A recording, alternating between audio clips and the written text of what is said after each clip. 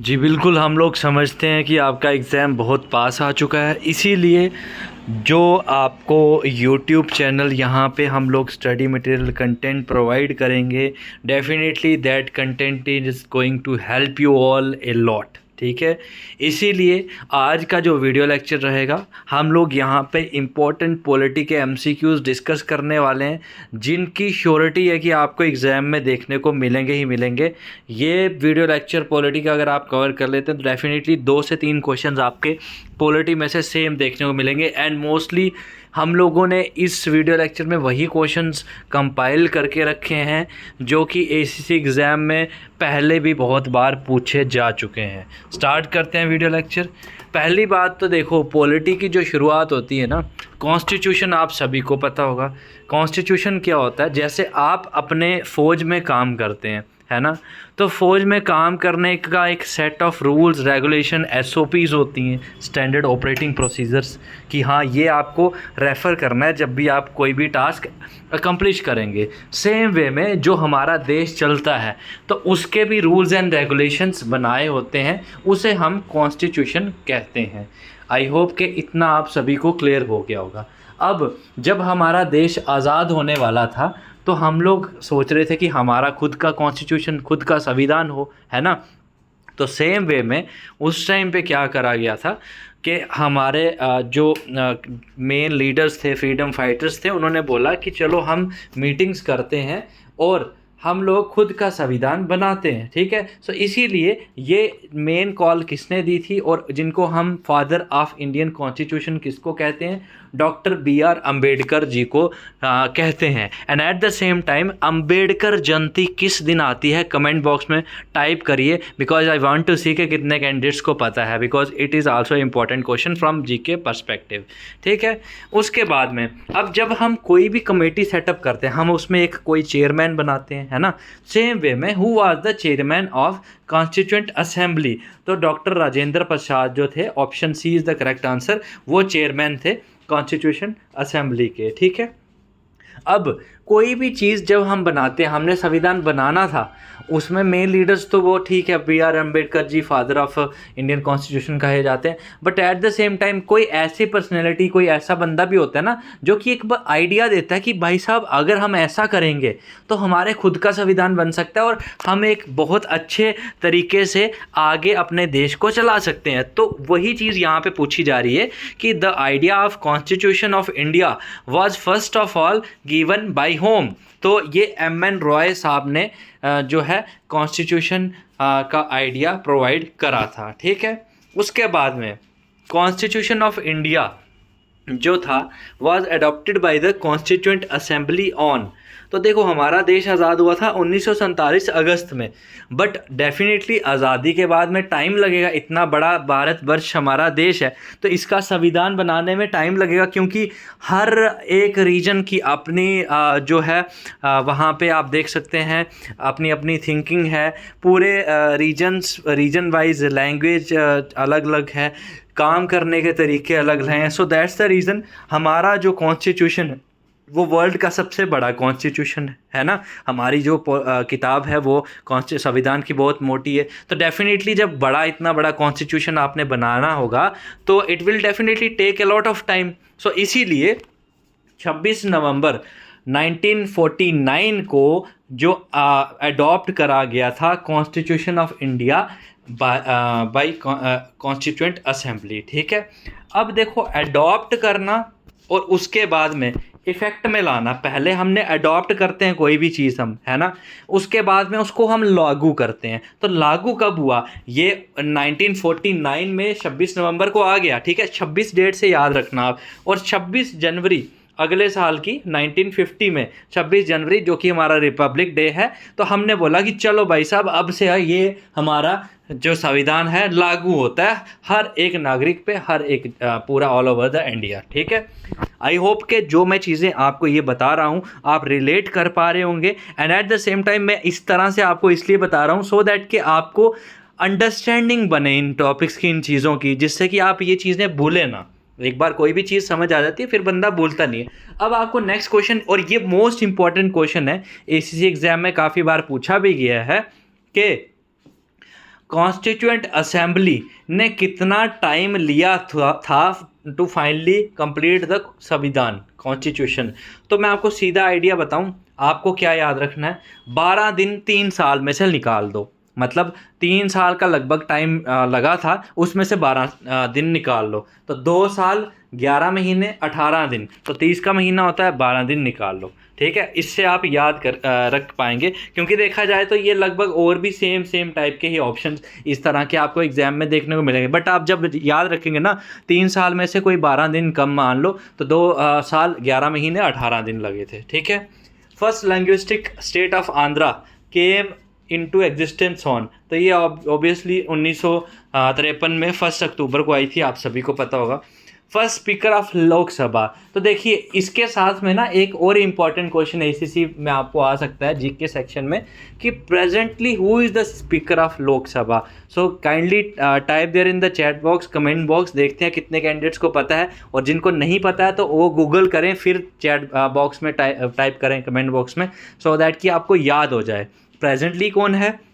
और फर्स्ट कौन थे, जीवी मावलंकर साहब, जो आप देख सकते हैं। ठीक है, फिर उसके बाद the constituent assembly of undivided India first met on. अब अनडिवाइडेड इंडिया से क्या मतलब है, मतलब जब हमारा देश आज़ाद नहीं हुआ था, Bangladesh, Pakistan, they all were our part, है ना, तो उस टाइम पे अनडिवाइडेड इंडिया की जो पहली मीटिंग थी वो कब हुई थी, मैंने बताया था ना, आज़ादी से पहले इन्होंने कार्रवाई शुरू कर दी थी, तो 9 दिसंबर 1946 में हुई थी। ठीक है, अभी नेक्स्ट इसी तरह से मैं आपको MCQs बताऊंगा, बट उससे पहले मैं आपको एक चीज़ और बताने वाला हूँ। जैसे यहाँ पे पॉलिटी तो मैं आपको करवा रहा हूँ, है ना, बट काफ़ी सब्जेक्ट इन डेप्थ में कवर नहीं हो पाते हैं। आप इंग्लिश ले लीजिए, मैथमेटिक्स ले लीजिए, रीजनिंग ले लीजिए, तो उसके लिए आपके पास बेस्ट अपॉर्चुनिटी ये है कि 1 मंथ का अभी ACC 133 का क्रैश कोर्स स्टार्ट हो रहा है, जिसमें आप अगर एनरोल करते हैं मात्र 999 रुपये में, अभी ऑफर में आपको ये पूरा कोर्स, पूरा क्रैश बैच मिल जाएगा। और इसमें आपको ज्वाइन करते ही पूरे शॉर्ट वाले PDF नोट्स मिलेंगे, सारे सब्जेक्ट्स के 1 लाइनर्स MCQs मिलेंगे, जो कि आपको लास्ट मोमेंट प्रिपरेशन में काफ़ी ज़्यादा हेल्प करने वाले हैं। शॉर्ट रिकॉर्डेड लेक्चर्स आपको मिलेंगे, मॉक टेस्ट आपको मिलेंगे। तो ये सारा कुछ आपको कहाँ से मिलेगा, आप हमें उसके लिए व्हाट्सएप करिए 8120745966 पे। तो ये जो व्हाट्सएप नंबर है, इस पे आप अगर मैसेज करेंगे, हमारे टीचर्स आपको पर्सनली गाइड करेंगे, and at the same time वो आपको पूरा स्टडी मटेरियल कैसे आपको पढ़ाई करनी है पूरा A to Z वहाँ पे गाइड करेंगे।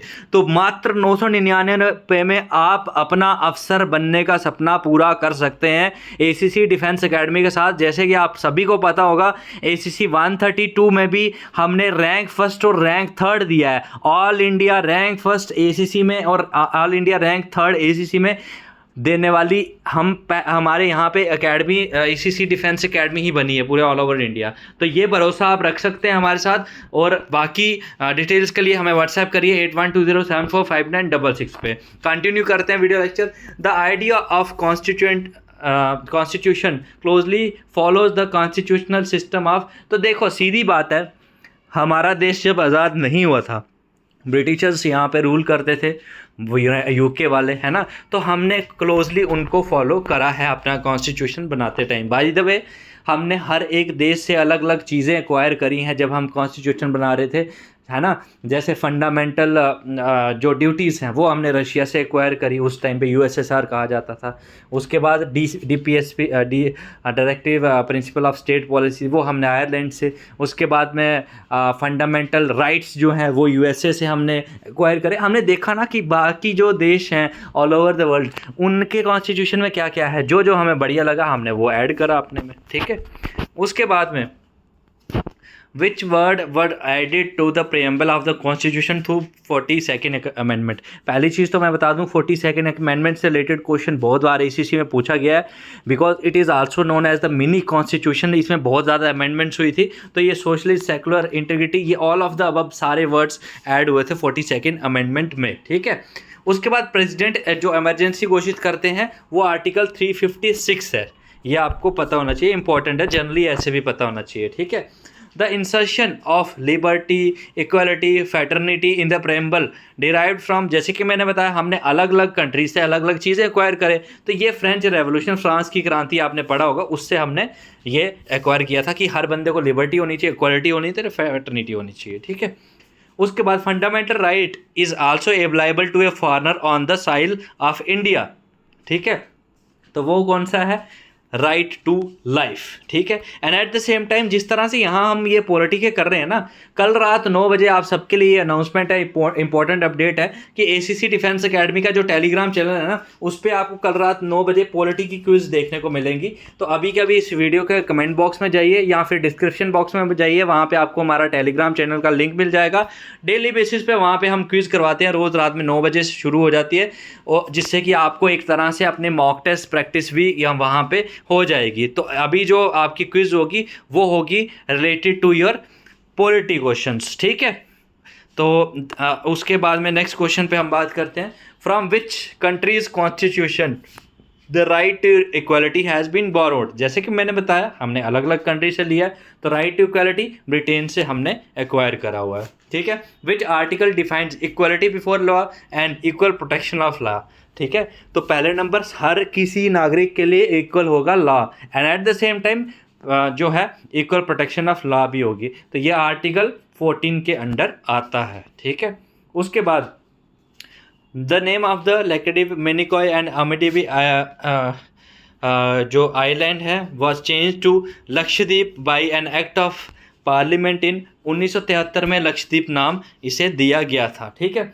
उसके बाद the member of Lok Sabha hold term for an 5 years. आपको पता है लोकसभा इलेक्शन कितनी देर की होती है नॉर्मली, ये आपको इस तरह से भी क्वेश्चन पूछा जा सकता है कि after how many years Lok Sabha elections are conducted. तो ऑब्वियसली जो सबसे बड़ी इलेक्शंस होती हैं ये 5 साल के बाद भारत में आती हैं, ठीक है। उसके बाद minimum age to qualify for election of Lok Sabha, तो मिनिमम आपकी 25 साल की होनी चाहिए एज। अगर आप राज्यसभा के लिए कंटेस्ट करना चाहते हैं तो फॉर दैट मिनिमम आपकी एज जो है वो 35 साल की होनी चाहिए, ठीक है।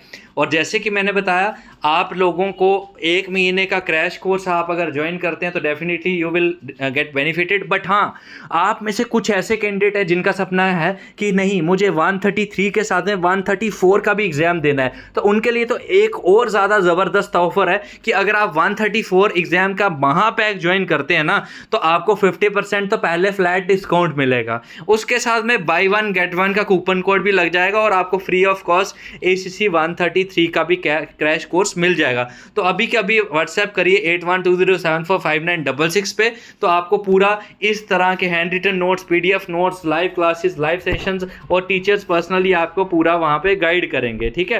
तो आप हमें अभी के अभी व्हाट्सएप करिए या बॉटम पे जो हमने नंबर दिया व्हाट्सएप नंबर 8120745966 पे, हमारे टीचर्स आपको पूरा गाइड करेंगे। वीडियो अगर पसंद आई हो वीडियो को लाइक ज़रूर करिएगा, अपने दोस्तों के साथ शेयर करिए जो भी ACC, SCO या PCSL एग्जाम के लिए जा रहे हैं, और कमेंट बॉक्स में ज़रूर बताइएगा कि ये वीडियो लेक्चर आपको कैसा लगा। And subscribe to ACC defence academy YouTube channel for more such videos. Thank you so much and Jai Hind to all officers.